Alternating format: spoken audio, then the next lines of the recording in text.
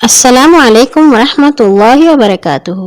ہنستے مسکراتے پیارے پیارے ننھے منھے ہوشیار سمجھدار بہت ہی بہادر اور اچھے اچھے ساتھیوں، کہانی گھر میں خوش آمدید، جہاں آپ سنتے ہیں رنگ برنگی نئی پرانی ہستی ہساتی سیکھتی سکھلاتی سچی خیالی مزیدار کہانیاں۔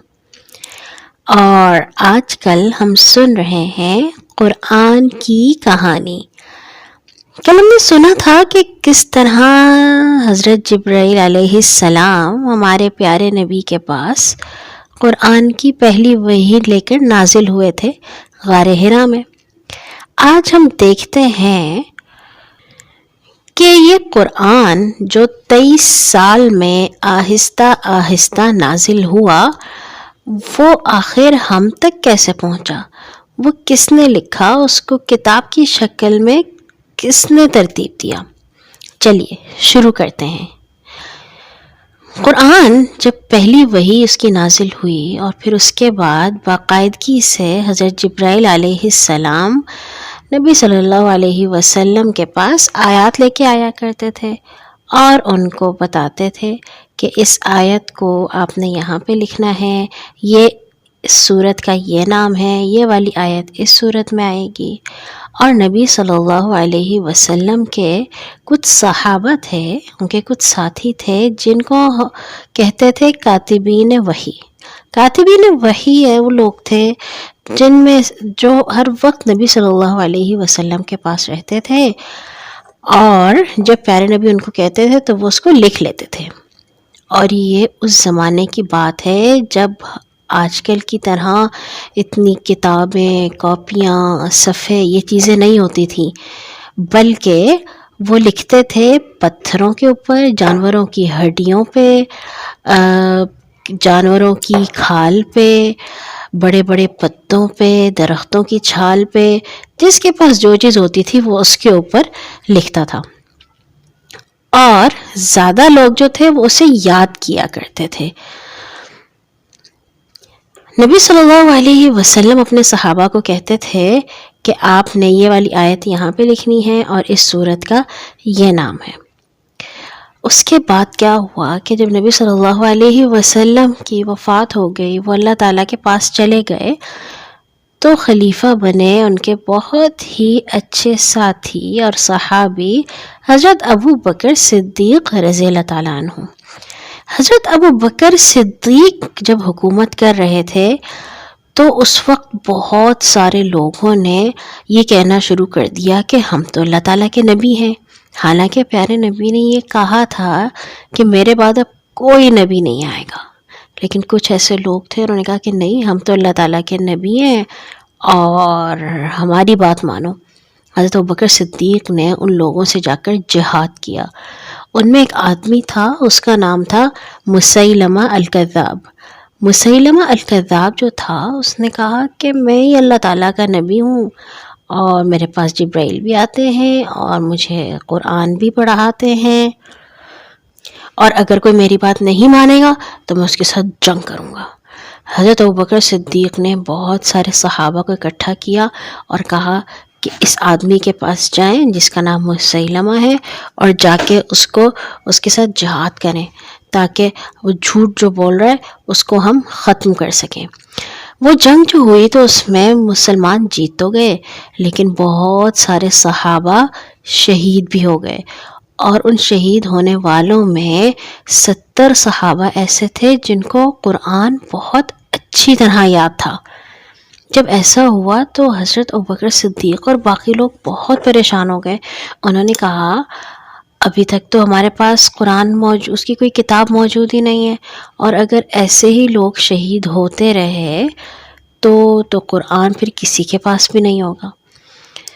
تو ابوبکر صدیق نے ایک گروپ بنایا اور اس میں انہوں نے صحابہ کو اکٹھا کیا اور کہا کہ آپ لوگ جس کے پاس بھی قرآن لکھا ہوا ہے ہڈیوں کے اوپر اور کھالوں کے اوپر اور پتوں کے اوپر اور پتھر کی سلوں کے اوپر، وہ آپ جمع کریں اور اس کو ایک ساتھ اکٹھا کریں۔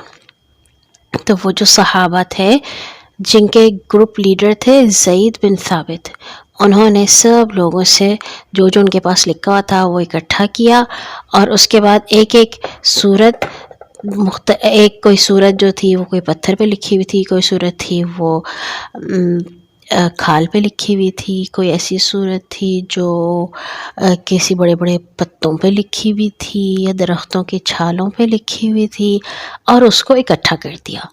لیکن یہاں پہ بھی صورتیں جو تھیں وہ ترتیب سے نہیں تھیں، جیسے ابھی ہمارے پاس سب سے پہلے سورۃ فاتحہ ہے، پھر سورۃ بقرہ ہے، اور سب سے آخری سورۃ ناس ہے۔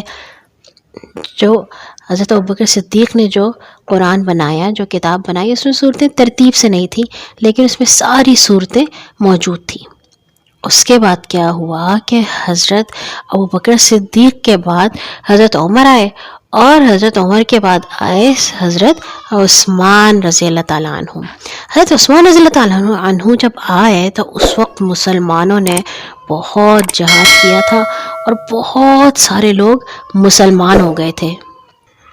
اور جب اتنے زیادہ لوگ مسلمان ہو گئے، اور ایسے لوگ جن کو عربی بھی نہیں بولنی آتی تھی، یہ تو آپ جانتے ہیں نا کہ عربی زبان میں قرآن نازل ہوا ہے، اور جو لوگ مسلمان ہوئے تھے ان میں کوئی لاطینی زبان بولتا تھا، کوئی فارسی بولتا تھا، کوئی جو ہے وہ گریک زبان بولتا تھا، تو ان کو بڑی مشکل ہوتی تھی قرآن پڑھنے میں، اور پھر جس کو جیسے سمجھ میں آتا تھا وہ ویسے قرآن پڑھتا تھا۔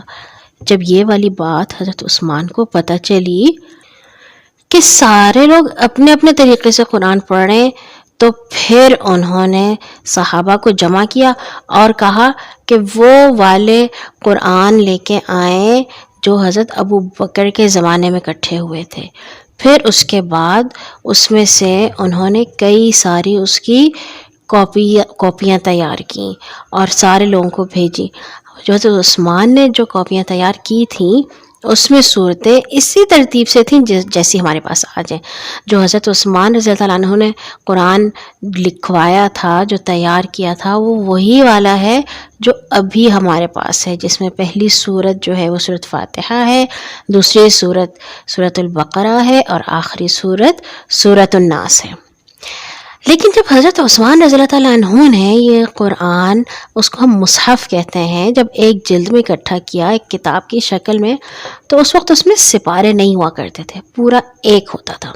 پھر اس کے بعد آہستہ آہستہ لوگوں نے کہا کہ قرآن تو چونکہ روزانہ پڑھنا ہوتا ہے، اور روزانہ پڑھنا ہوتا ہے تو مہینے میں 30 دن ہوتے ہیں، اور اگر 30 دن ہوتے ہیں تو ہم اس کو 30 حصوں میں تقسیم کر دیتے ہیں کہ روز ہم اتنا حصہ پڑھیں گے برابر برابر، تو ہمارا ایک مہینے میں قرآن ختم ہو جائے گا۔ اسی لیے ہمارے پاس جو اب موجود ہے، تمہارے پاس 30 سپارے موجود ہیں، ٹھیک ہے۔